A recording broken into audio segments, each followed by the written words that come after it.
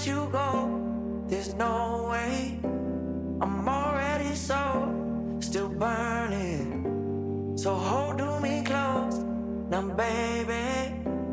I do what I'm told, still learning to take my chances, to take my time, to keep on dancing, to walk that line, yeah. You got me shifting the paradigm, no longer wishing, you're my lucky strike. Love the way you ride, look into my eyes, say you're ready to go. $1 million life, yeah. We could roll the dice, act like you're surprised, but you already know. Oh yeah, got lucky overnight. Jackpot when I got the invite. Let me wrap my arms around you, cause I can't go home without you. And my heart just vibe with you, babe. Wanna go sky high with you, babe. Gotta bring you close to tell you that you're my lucky strike. And I got to tell you, if you didn't know, then I got to tell you that you're my lucky strike. And I got to tell you, if you didn't know, then I got to tell you that you're my lucky strike. Cooler than cold, I'm all in. So load up the dice, so heavy. The way that you roll, I'm falling. So I never fall, I'm ready to take my chances, to take my time, to keep on dancing, to walk that line, yeah. You got me shifting the paradigm.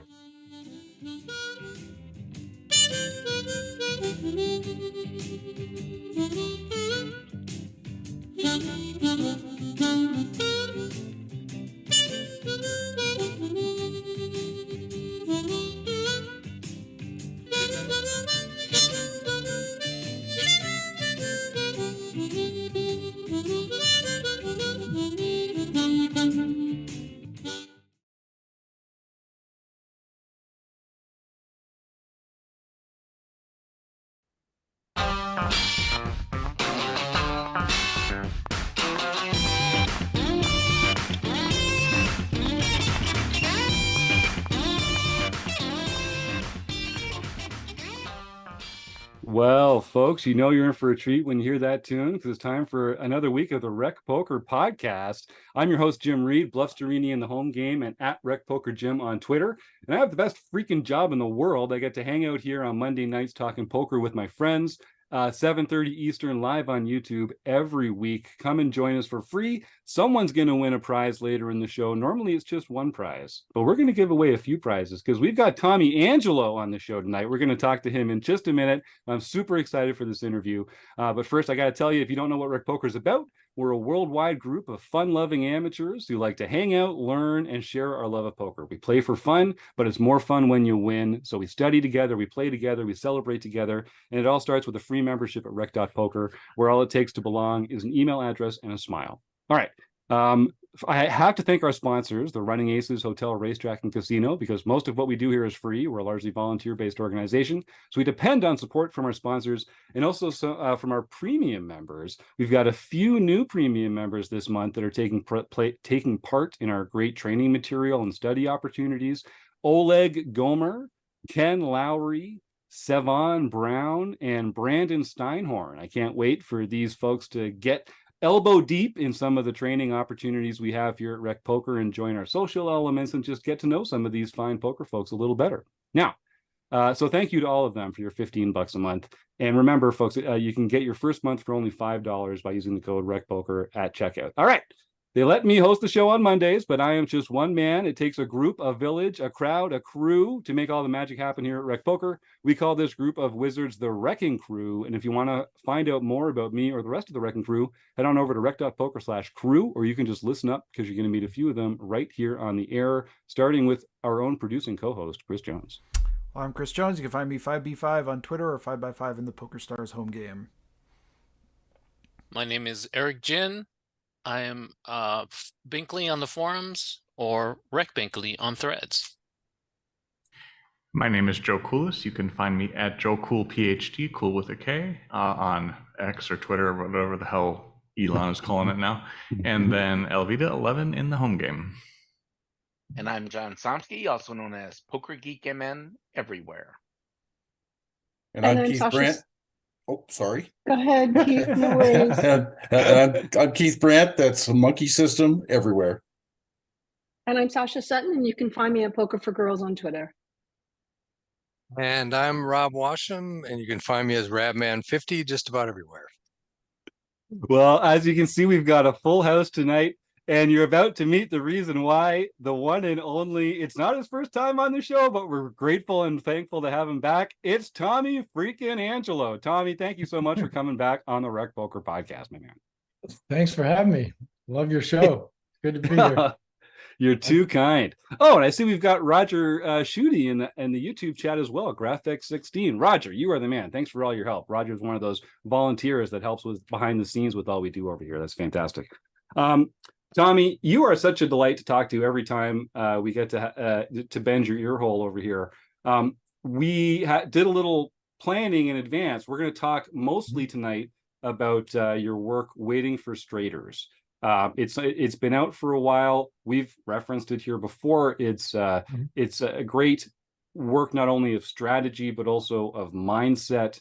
Can you talk to us just a little bit about sort of the process of writing it and what you got out of it, and then I'll open up the group to ask some more questions. Okay. Well, in a sense, it was written over the course of about 20 years, the content. And I tell those stories in the book, that in the process of struggling with my own leaks and pre-flop leaks, where I would get just a little too spunky too often, I was constantly trying to ratchet that back. I realized in thinking about this interview that one of the concepts went way back was from Doyle's book, when he said something along the lines of, if you're going to make a big move on a pot, have some kind of ounce, right? And he was like, a gut shot is plenty, but at least have that so that when you get the free card or whatever.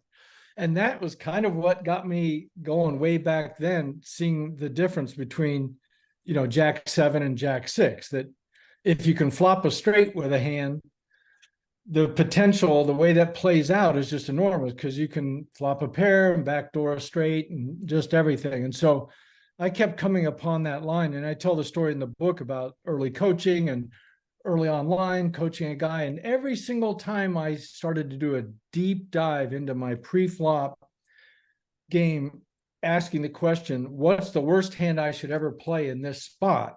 I kept coming up to the straighter line, the difference between 3 gappers and 4 gappers. So that's kind of where it came from. And the process of writing it, I mean, my process is kind of always the same. It's just a joy when I've got something meaty to talk about, and I just crank out reams of draft and edit it and send some to people like Sasha to get advice, and Andrew and others. So yeah, I don't have much to say about the actual writing of it, but I can talk about the where it came from. Yeah, perfect. Well, so I'll just remind our audience, if you're watching along in YouTube, feel free to type any questions you have into the chat. And we're also going to be doing our raffle at the end of the show to help support the fight against food insecurity.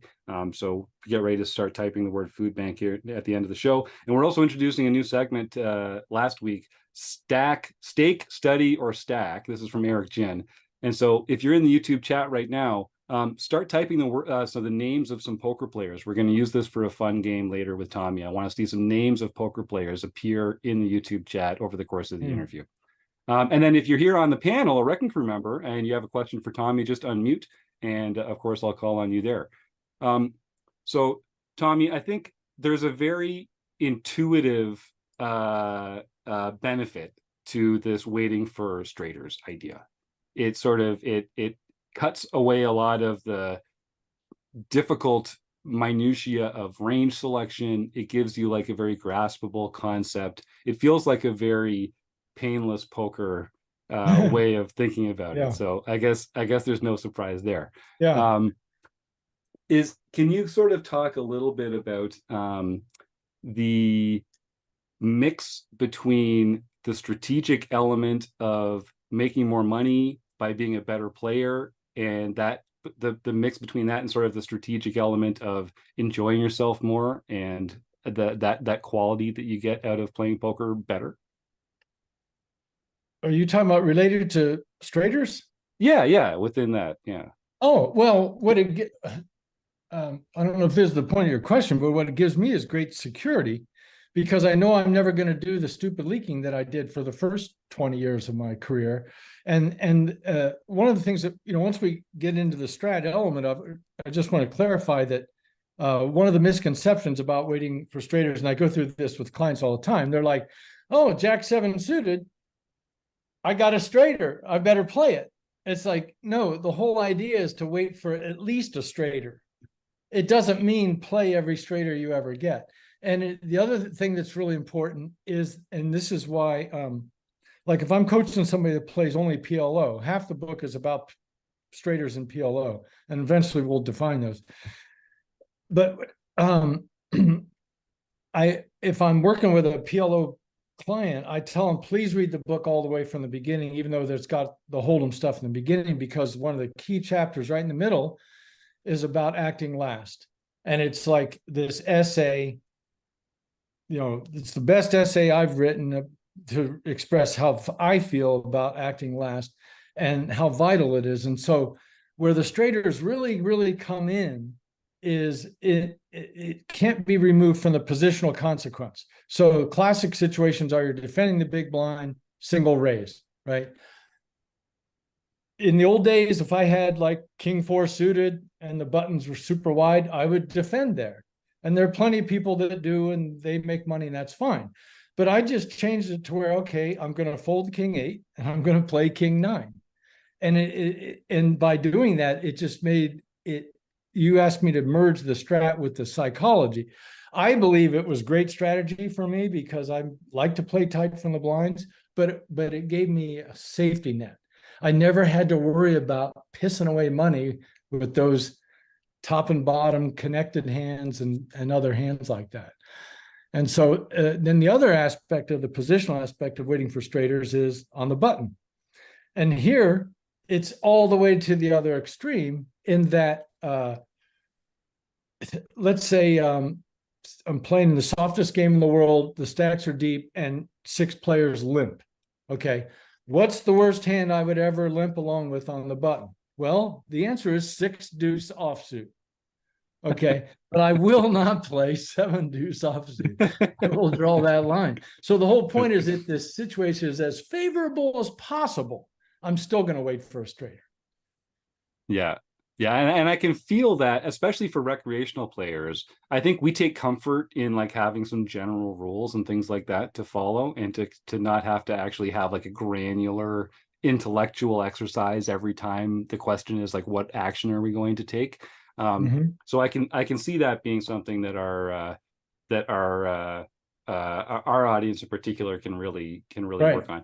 There's a question here in the YouTube chat from someone I think you might know. Chip Extractor says, doesn't it limit creativity though, Tommy? No, it limits spewing. That's right. I mean, creativity is in your soul, right? There's no way to limit creativity if you're a creative person. It's just going to happen. So no, it doesn't limit creativity at all.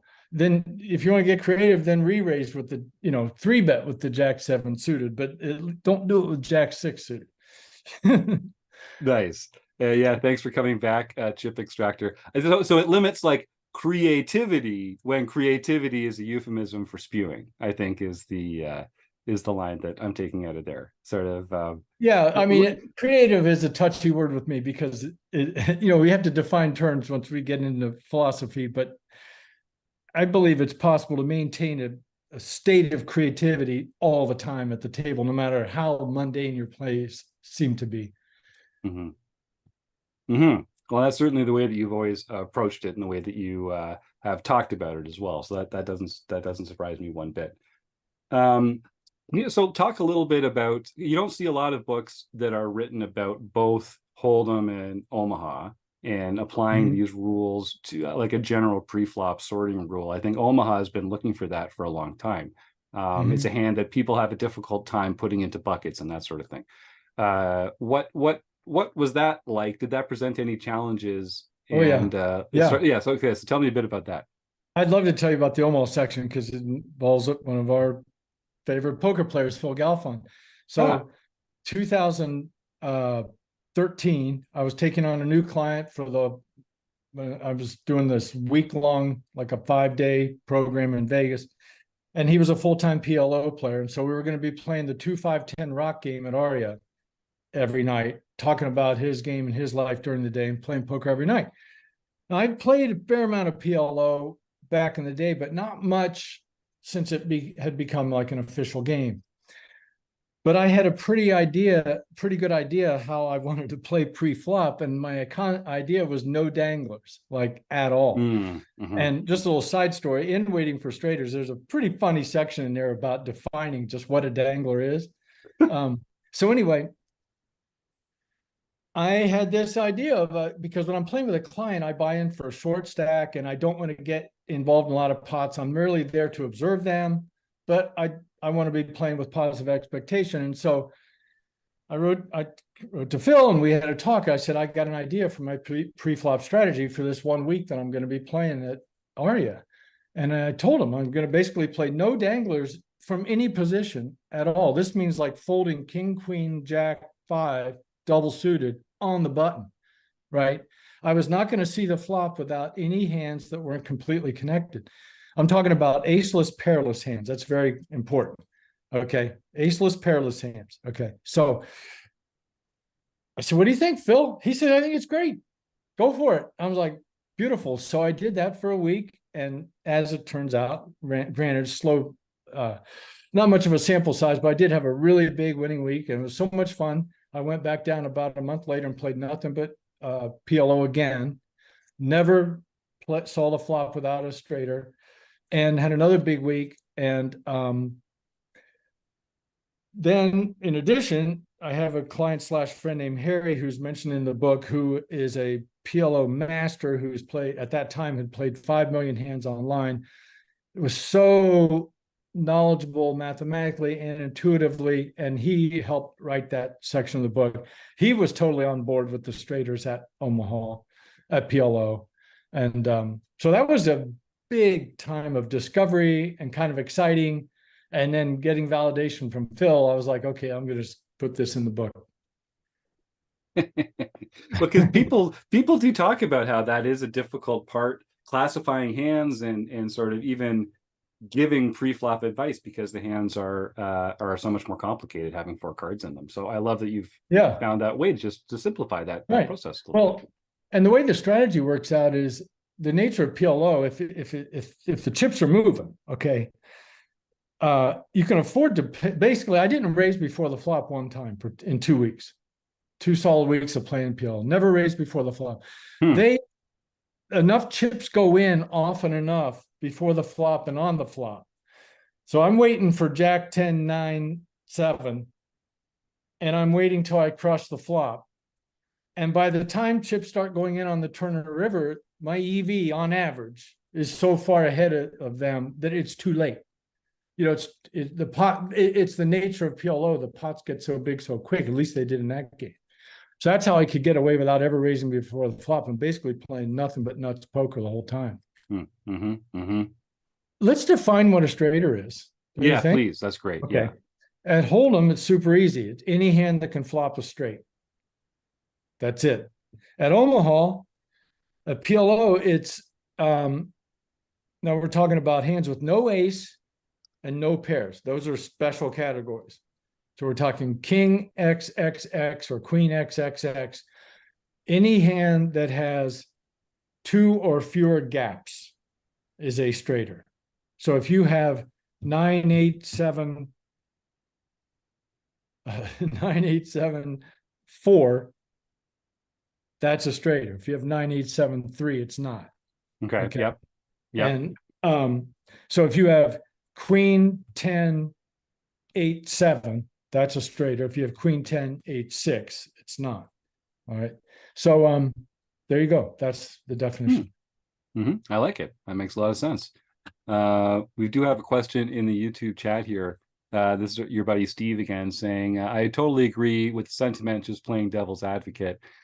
So should the goal be to think less at the table, though? I totally understand the boundaries, but how do we improve if we just play by a blueprint? And Tommy, I'm guessing what you're going to say is that we just kind of, some of the decisions we find this new floor for, and then that frees us up to be more creative and more with the rest of the decisions available to us.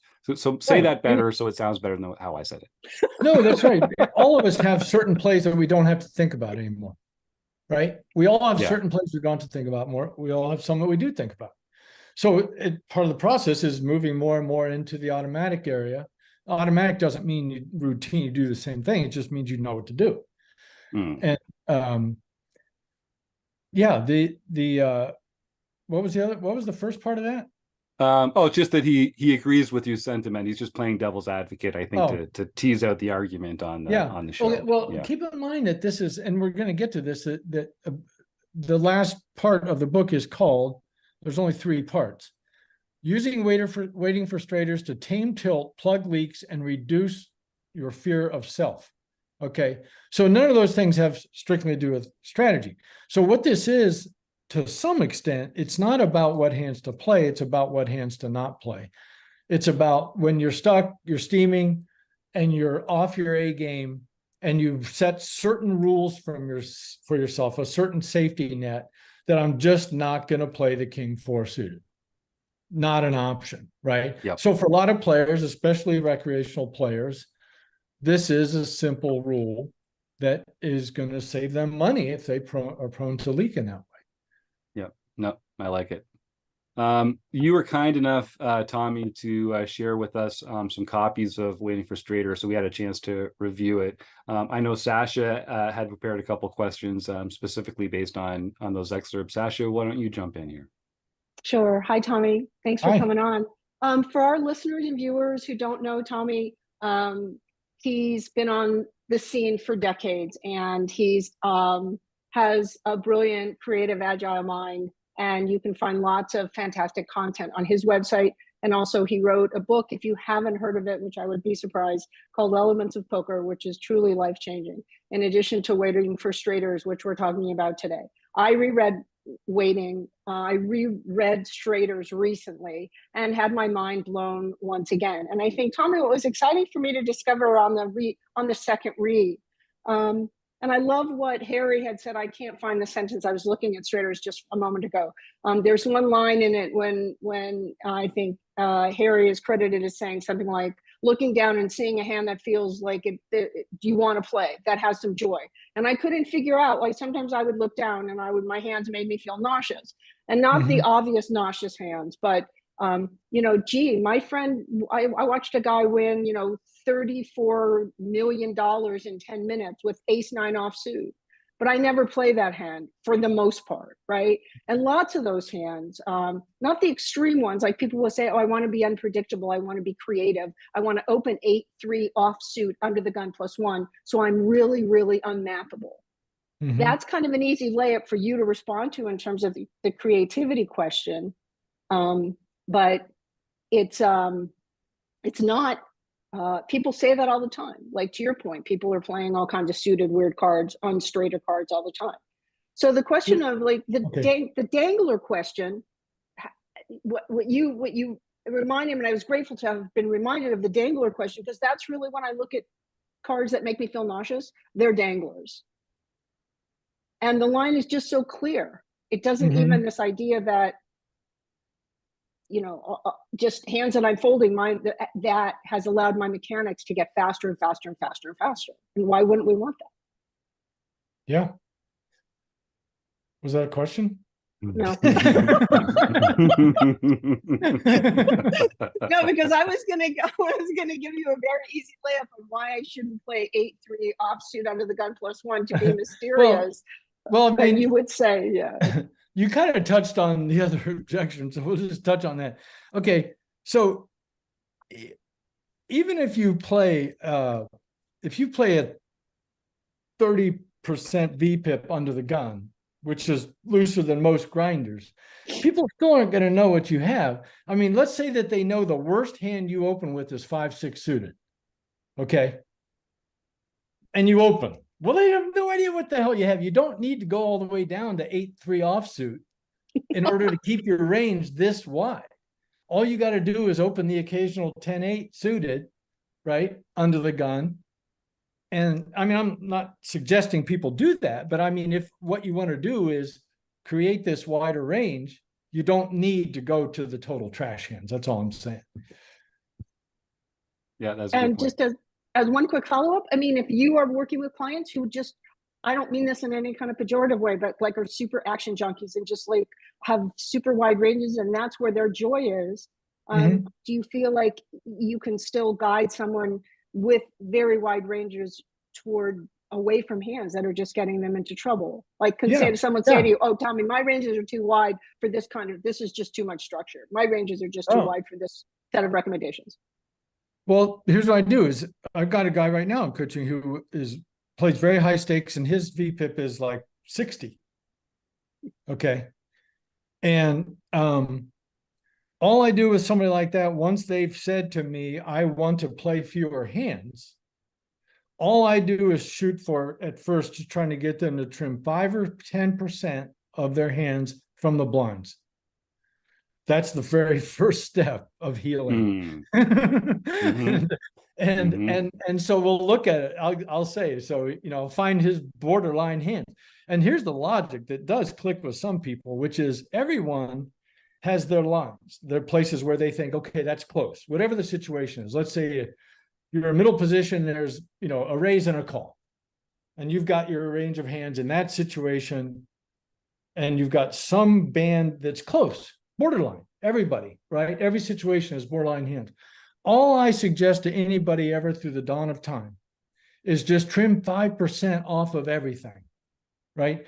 All you're doing is throwing away the highest fluctuation situations of your life constantly. Even if there's a little bit of profit to be made there, it's not knowable. You're never going to know if you're really 51% advantage or 49 when you play that hand. But even if you could know, all of that fluctuation builds up the agitation and wears us down and causes us to do other things. So unless you're somebody who never, ever, ever tilts or never, ever suffers from fatigue, I believe that trimming 5% off of your marginal hands on every situation is very likely to increase your score. So that brings up one of the things that I want to talk to you about tonight, Tony. Tony, that's like the third time I've called you Tony on the show. Tell me why. I don't know what it is. This is it's funny. You have 3 Tonys in my immediate family. Maybe that's it's genetic, is what I'm hearing. All right, that makes me feel better.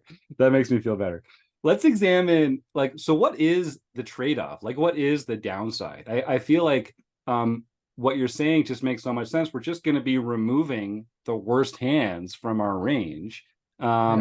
Those are the hands that are, you know, neutral EV anyway. They're the hands where you're going to make a second best hand at showdown, often for kicker problems or for something like that. So I think when people, like, because we a lot of us do coaching here through the Wrecking Crew membership, and people come to us and like they have a hard time tightening up. And I always try and talk to them. It's just like, what you're giving up is not that valuable. Like, what you're giving up is going to hurt you as much as it helps you.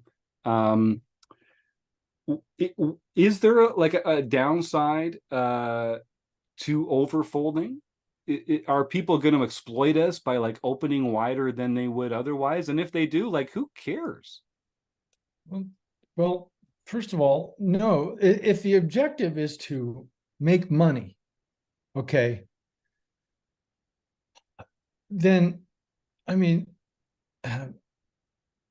all you got to do is look at the people who make money and do what they do.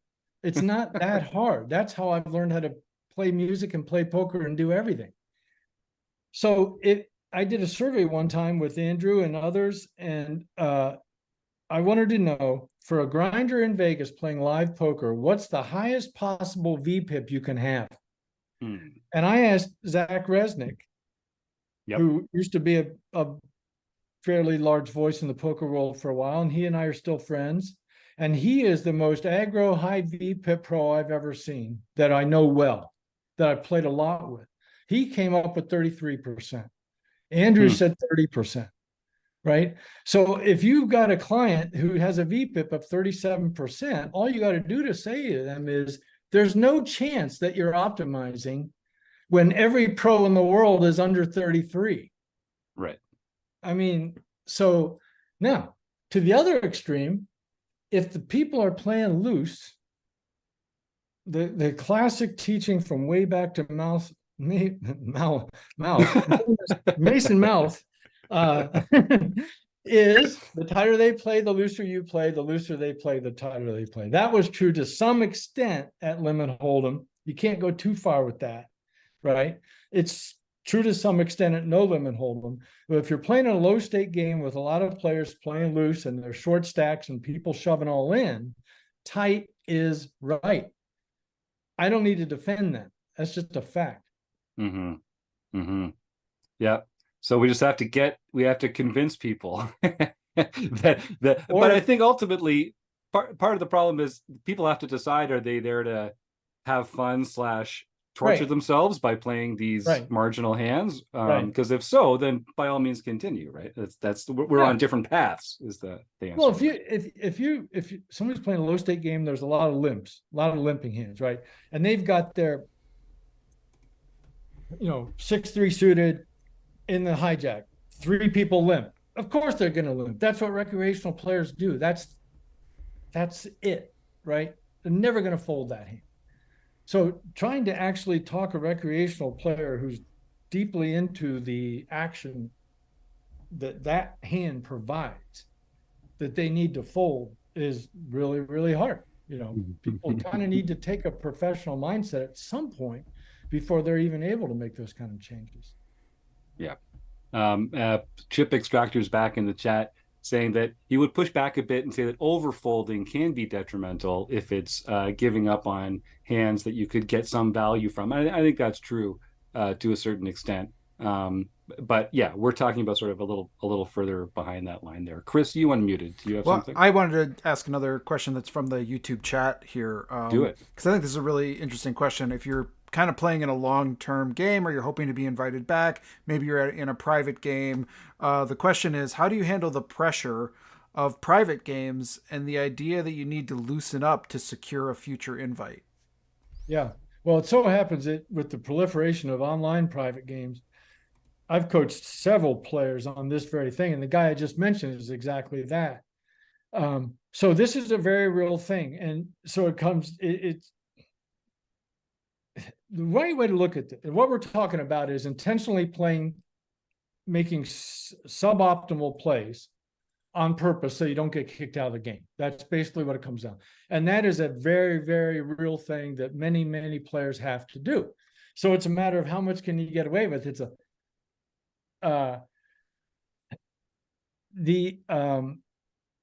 what I tell them is, keep your ranges wide, give the action in position, see if you can get away with folding a little more out of position without raising too many red flags, right?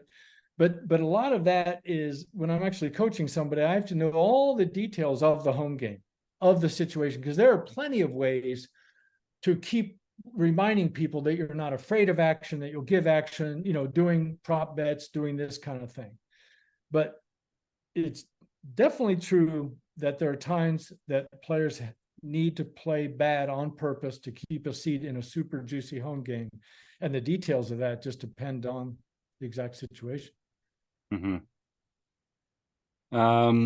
I had another question here, and then we're going to give away a prize at the end, like I mentioned. So if you're here in the YouTube chat, you've got a chance to ask some more questions of our own Tommy Angelo here. Tommy, we're talking a lot about situations where we are defending the blinds. We're taking passive actions. We're calling raises that have opened in front of us. And I think this makes perfect sense in those cases. There's an argument, I think, for when you're the opener, opening with some hands that have a blocker even if they are danglers. Is that Oh, like, hold on. The term dangler only applies to PLO. Let's get that out there. okay. Has nothing to do with hold'em. Okay, Great. go ahead. So Okay. and I'll speak only to Hold'em because that's the game that I'm more Okay, yeah, familiar with. let's stay on hold'em. Yeah. So like raising a hand like ace 6 through ace 9 on the button. Right. There's an argument for taking that action that would not be a good argument for calling with that hand. Right. In the same way. So is Yeah. there like a tiers of non-straighters? Like is there room in this opening philosophy in this pre-flop philosophy for hands that aren't technically straighters even in Hold'em? Oh, absolutely. Yeah. Okay. So, well, I mean, ace 6 suited is not a straight. Any Yeah. hand with an ace on the button is a category all its own. That's a different universe. Even, ace deuce offsuit has huge playability and power in certain situations on the button. Eric, Jen, are you hearing this? Just Eric and I have this little issue with me opening ace 4 offsuit from the cutoff, and I just want people to understand what Tommy is saying here. I did say the button. I didn't say the cutoff. You weren't even the cutoff. You were like low jack or something. What's that? He was low jack. He wasn't even cut off. So no. I mean, once you open the ace 4 in the cutoff and the button was anything but fold, you kind of lost the hand, in my opinion, in a weird way. On the button is a whole different sauce. Yeah. All right. Cheers. I appreciate that. Okay. Thank So you. anyway, but what was the spirit of your original question? Oh no, just about like, are there gray areas, or are there certain hand qualities that are like better or worse within this kind of black and white straighters, not straighters world? Oh, well, yeah, ace hands are in their own category, but actually the answer I think is no. There is, I think it is black and white, except for ace hands. Yeah, in other words, yeah, the king 8, I'm always folding it. Yeah. Yeah, it is black and white. Yep, I like that. Simple rules. Keep it easy for us here, because that's the ground from which we get to spring that solid ground that we get to use to jump from. Joe Coolis, you had a question, I think. Yeah, I think that we've had discussions here in RecPoker repeatedly about particularly new players coming into the game and how can they manage all of the decisions, all of the information, all of the different things. Poker is like a fire hose of different opportunities to make errors, right? I mean, you have so much stuff coming in all at once. And I think that the heuristics that, when I read your books, Tommy, the heuristics allowed me to simplify at certain points, not necessarily that it was always GTO, that it made, the optimal play in all situations so that I could extract the most value. It was what I could do at the time because I still had other things to do. And I hope people are hearing that because it's A6 certainly can be played, or King 6, right, in the right situation. But the EV of that is so low, that you really have to play a long time before you can get it. It's almost not worth it because there are other things you can focus on. And that's what I always took from that heuristical value in that moment. Should I play this? I can't remember. It's not a straighter. Okay, go on and look at something else. So it's efficient. Right. Yeah. And I just want to follow up too, because I think that you talked about automaticity, which is another term that I use fairly regularly. A different term, I just use fluency, right? It's like those automatic things, and it starts to, the game can speed up for you, or I'm sorry, slow down for you because the decisions are fluent for you, and so you can concentrate on something else and make better decisions that you would miss. So. Yeah, and that's the growth process in everything, like cooking or whatever, right? Just keep adding on. Well, we're coming up to getting close to the end of our interview portion here. I'll give folks one more time to enter any questions into the YouTube chat or unmute here on the panel. Sasha, why don't you jump in? We'll give folks a little more time to ask a couple more questions in the chat. I see you unmuted. Yeah, just very quickly. I mean, I appreciate Tommy's shout out to the tightness of pros in Vegas. And I was so grateful to learn and to see in real time just how tight. And I'm not saying that everyone has different objectives, Jim, as you said, but to play for money, like your ranges, their frequency are just so different. But I wanted to just respond to what you said earlier, Jim, about this question of if we're too tight, we're going to be exploited. I happen to be reading Daniel Negreanu's book from 2008, which I didn't even know existed. And he really unpacks small ball. And I'm like so quiet now pre-flop. I'm playing around with it. And it's just so exciting because I really don't like to front load my hands that much. So I'm getting picked on often on the button. I played with Tommy once some years ago. And, he was getting 3-bet out of the blinds. And then he folded once, he folded twice. And the third time he shipped with like not much of anything. But I get picked on all the time on the button. And I figured out, these guys read in a book, like, the button ranges are like really wide. So they're like 3-betting me out of the blind. And, I'm like sighing and I'm just like, please, you think you're just so clever. I'm sorry, but I do get a little nasty on the inside. And yeah, sometimes there's that. And I figure out how I'm going to deal with. Sometimes maybe I will limp a button. If some of the guys here, they just really like to just strut in their 3-betting behaviors. But the flip side of it is this question of, are we going to be exploited if we're too tight or overfolding or whatever? And the flip side is that I've got super whale, aggro, Moby Dick, beautiful opponents. The minute I pause to bet, they're like, oh no. Okay. The minute they open or they raise and I pause, it's my turn, and they're like, oh no. Right. So you think that tight players don't have power? You're wrong. Tight players can be terrifying because, especially for women and older women, because we never bluff and we always have it. And those groans and those, oh my God, she's coming into the hand. My work is done. Tommy? Yeah. Well, I mean, the tight players that don't bluff, old man coffees, don't do so well. Tight players that bluff a lot do really well. And so, yeah, that it goes hand in hand. That to cash in on that image, you got to steal a bunch of pots, and you can't.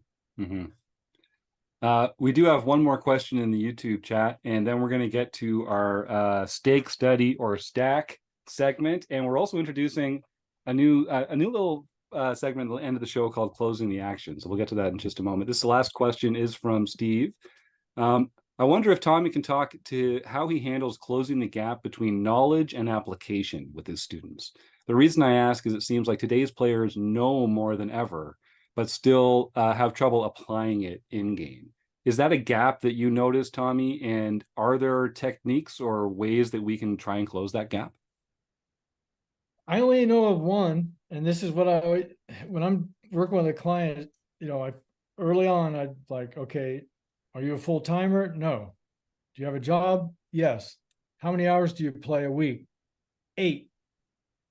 I'm like, well, I got bad news for you. To get good at poker, you got to play a fucking shit ton, a lot for years. So that's my advice: is how to close the gap is to play more. And I'm serious. Practice. Yeah. Yeah, just getting the reps in, right? I mean, there is no substitute for reps. And so I'll take one little tangent question there. So would you recommend people like playing online just to see more hands more quickly? Yes. And then Absolutely. is that like a practice? If someone is not already done the work to be a winning player online, then I've had a lot of clients do this. In fact, play low stakes, really low stakes. Yeah. Depends on how new they are. But I've had clients who got excited about that. They're like, oh man, I get to play poker at like no risk and practice stuff and learn stuff. Yeah. So that's, for some people, that's a great tool. I used to golf quite a bit. And so with some of my clients, if they're golfers, we use golf as like a language to talk about poker. And I think about, play online like you're at the driving range, and then go play live and take it out on the course. And you don't practice on the course. That's what the driving range is for. Right. So get those reps in, get that muscle memory, and then it's time to go perform when the lights are on. So I like that idea. Tommy, you're such a fun guest. Thank you so much for coming back on. It is time for Eric Jin's segment, stake, study, or stack. So Tommy, I've taken down some notes of some names that have been suggested to me. You have the opportunity to stake one of them, to study with one of them, and to stack the other at a poker table. Okay? The three names are Phil Galfond, Brad Wilson, and Jason Su. Who are you going to stake? Who are you going to study with? And who are you going to stack? What does stack mean? It means you take all their chips and leave them crying and penniless on the side of the table. I don't get to do that to all three. Well, in time. Eric, do you I want to see. jump in here? No, so the three, you have to assign one person to each of the three Right, categories. right. Yeah. So Jason and who is Phil? Jason. Yeah, take it, Eric. Yeah. Phil and who? Brad Wilson. Okay, Brad. I don't know Brad. I don't know his game at all. But I would want to study with Jason. And I would be studying presence with Jason. He and I have a beautiful relationship, and that's what I would want to do with Jason. I am not shocked. Stake. How can you not stake Phil Galfond? I mean, come on. I guess that means I'm going to stack Brad, but I'd rather not.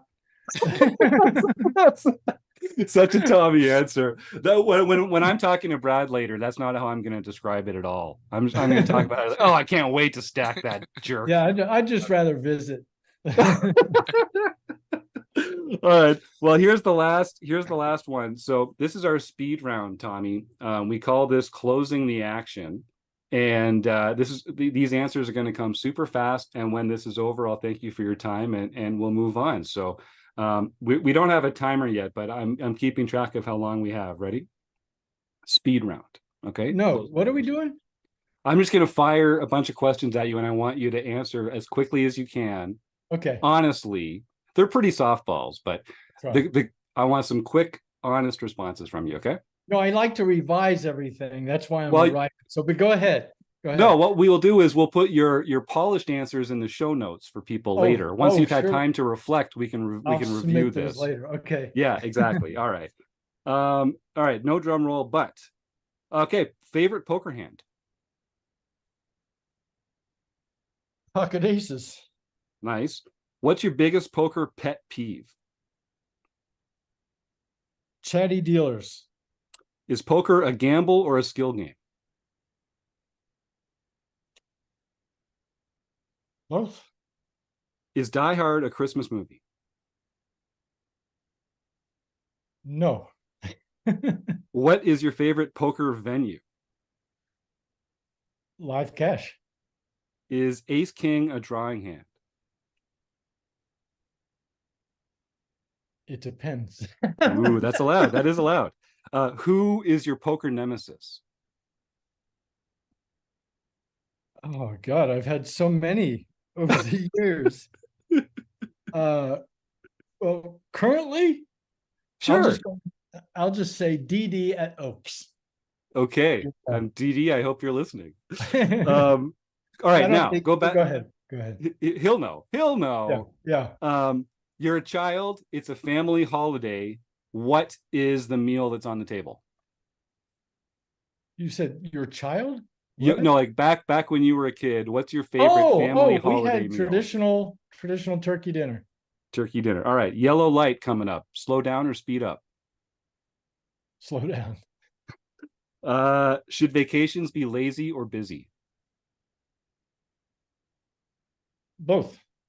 Is a hot dog a sandwich? Yes. What player type are you? Tight aggressive. Are you pro chop or no chop when it comes to tournament poker? Tournament poker. Not applicable. What's your favorite color? Blue. All right. And the last one, you've done great so far, Tommy. So this one could be related to poker or not, but it has to be honest. Tommy Angelo, a life in review, looking back on your entire life, what's one thing you would do differently?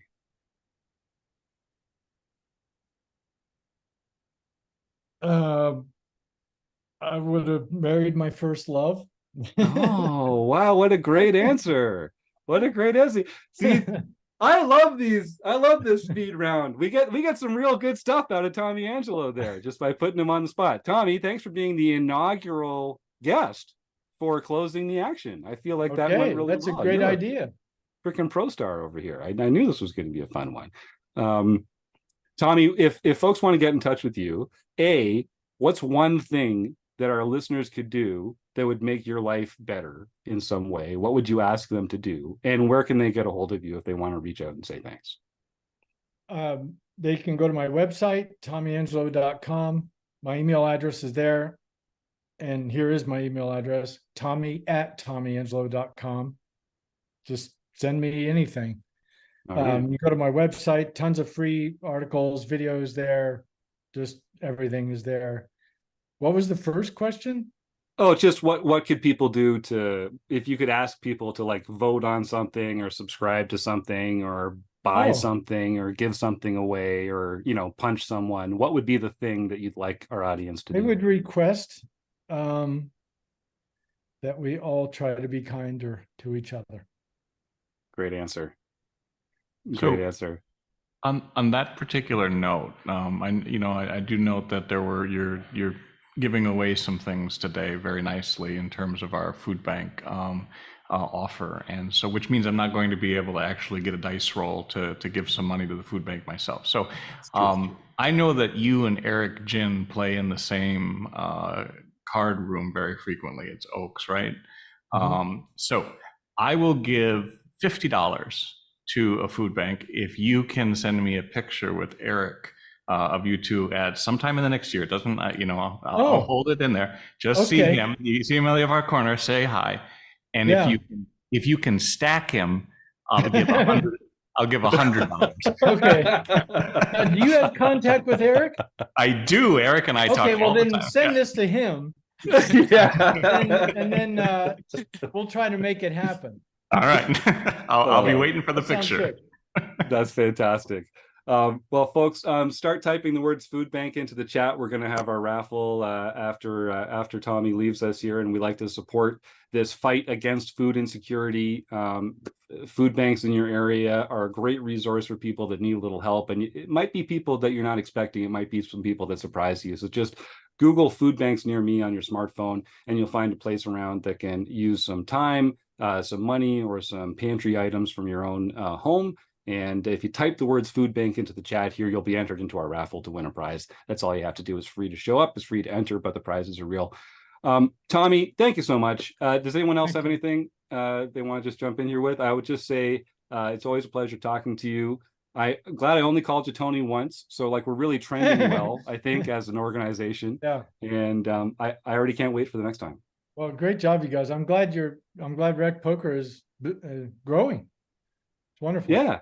Yeah, it feels like it. Well, yeah, and if you are listening to the YouTube chat, you got to hear a little harmonica music from Tommy Angelo as we got ourselves ready to go. Tommy's like practically a wrecking crew member. Let's just say it, Tommy. You're like, it's almost official. You've been contributing here for a long time. I think I did come on once or twice just to visit, just to chat. Yeah. Yeah, we talked about straddles, I think, and we did some. Right. We talked about you getting a little more comfortable playing out of position. We've been mining for gold up here in the Angelo mine. Yeah.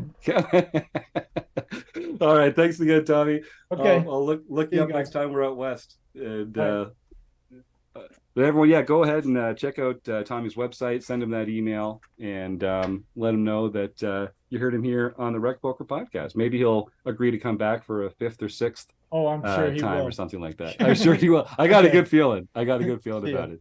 Thanks again, Tommy. All right. So I see a bunch of people typing the words food bank into the chat here. While we let that percolate, John Somsky, why don't you talk about some recent home game results, and then we'll give away some prizes. And folks, I would encourage you to stick around till the end of the show for the prizes. That's the last thing I'll say about that. All right, John, what do we got going on? All right. Well, on October 16th, K-Poker wannabe Ron Payton won his 8th daily event or nightly event of the year. Elvis 76, Steve Krebs, got his 3rd nightly event of the year. Duck and Run 99, Michael Savage, won his second nightly event of the year. Nice. Way to go, Savage. Uncle Tom's Cabin got his second daily mixed victory of the year. Rick the Good Dog got his fourth international victory. Killer. And JTBT Twin Cities, or JB Twin Cities, got her first international victory for the year. Nice. And Carl 0621 won the daily LPP event for the first time, so he can contact info@rec.poker for his free month at Learn Pro Poker. Right on. Heard a bunch of great names, some OGs of RecPoker in that group there. Way to go, JB. I think JB recently featured in a Running Aces tournament as well, if Twitter was telling me the truth. So congratulations, Joanne Bird. Oh, doxed you. Everyone knows who you are now. Thanks, John. I love seeing these folks that get involved with RecPoker flourishing in the home games. It makes it doesn't surprise me one bit. Okay. So we have all these wonderful people who have typed the words food bank into the YouTube chat. Thank you all for doing that. We got a whole bunch of people in there. That's fantastic. The only disappointment that I have to bring to the table is that we're actually not going to roll a die this week, because Tommy Angelo said that everyone who is here in the YouTube chat is going to get a free copy of his book. So this is available on Amazon. You could pay some money for it there. You could pay some money for the audio book, but we're going to give away a free e-copy to everyone here in the YouTube chat. And the way that you can claim your prize is just send an email to info@rec.poker and say that you were here in the YouTube chat tonight, and we'll send you off your e-copy of Tommy's book, Waiting for Strangers, which he was very pleased to be sharing with our group. And I think you're all really going to enjoy that. There's some great stuff in there. And I think I was going to limit this to I don't know. Tommy is such a good guy. He likes spreading this stuff around. I think we should actually, if you're listening to this podcast, this comes out on Friday. This comes out on Friday. What'll be the date? That'll be Friday, October 27th. So if you email me info@rec.poker in the month of October, we're going to send out that book to you. If you're one of those eager beavers that listen to the podcast in the first week that it comes out, send that email in the month of October. You're going to get a free copy of Tommy's book, Waiting for Strangers. And thanks for your support. And thanks for joining us in the YouTube chat. Thanks for listening to the podcast and playing along with us here every week. Just one of the perks of being here in the YouTube chat, you get better access to all the prizes and that kind of thing. And then the chat is going nuts here in the actual Zoom booth as well. Good Lord, I can't take these people anywhere, I swear. All right, so we got some exciting stuff coming up. I have to re-emphasize Council Bluffs, Iowa. The Run Good road trip is right around the corner. We've got events planned all week. It's a Tuesday through Sunday affair. We're going to have study groups and prep sessions every day before the tournament start on Tuesday, Wednesday, and Thursday. On Friday, we're going to get off site and play some putt-putt or maybe some bowling, depending on what the weather's like. I think we might have a meetup game on Friday evening. Saturday and Sunday are the main event days there, so there'll be a bunch of stuff going on. Email info@rec.poker if you want to get more involved. If you're anywhere near Iowa, Council Bluffs, Iowa, you're going to want to join this Run Good / RecPoker road trip. It's going to be a lot of fun. I'm seeing some comments in the chat here that Tommy really loves readers to send him comments and reactions. He's never too busy. So yeah, so if you do like the book or anything else that he's working on, do just send Tommy an email, because everyone has Tommy's email address now, apparently. Oh God. I don't know how he does it, but I'm sure he's going to be getting a few emails based on this one. Folks, is there anything else that any of the Wrecking Crew members would like to talk about for events that are coming up over the next little while? It's going to be the end of October. We're going to be in Cleveland for that first weekend in November, doing another Run Good event there. I know not everyone can get to that one. Chip Extractor in the YouTube chat. Yeah, we've got a couple Vegas regulars now. Sasha's down there and Joseph. Rob's just across the border. And we do a couple events there a year. We're going to be back in December for part of that WPT series in the first couple weeks. Steve, if you're interested in getting more involved or meeting up or something, just send that email, boss, info@rec.poker, and see if we can make a plan to get together. I don't see anyone else unmuting. Is there anything else that anyone wants to jump in here with? If you're watching this live and you're a premium member, tonight is the deep dive recording of the seminar that Chris Jones is working on. So there's still time to sign up to grab a seat in that. You can get some feedback and critique on your play from the one and only Dara O'Carney, which I know is a fantastic draw. A Wrecking Crew member, I might add, Dara O'Carney, who likes to contribute towards our monthly deep dive with Chris Jones. Just two poker peers living their best lives, Chris Jones and Dara O'Carney. Chris loves it when I say it like that. All right, folks, I've dragged us through the garden here long enough. I have to thank our Running Aces hotel, racetrack, and casino. We really couldn't do it without their sponsorship and their support. All these fantastic folks in the YouTube chat. Great to see all these couple new people in there, a couple OGs of poker. Way to go. Eric, Sasha, Keith, Joe, John, Rob, and Chris, and of course, Tommy, Angelo, and everyone else. Thanks for having a great time here with us on the RecPoker podcast, and we'll see you again next week. All right, everybody, take care. Dragged us through the garden. It's a thing. That's an expression.